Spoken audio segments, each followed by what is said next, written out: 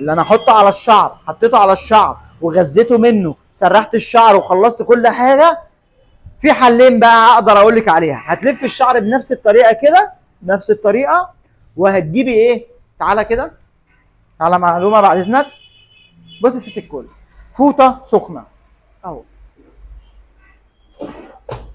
فوطه سخنه بتطلع البخار وحوحه وحوحه اهو.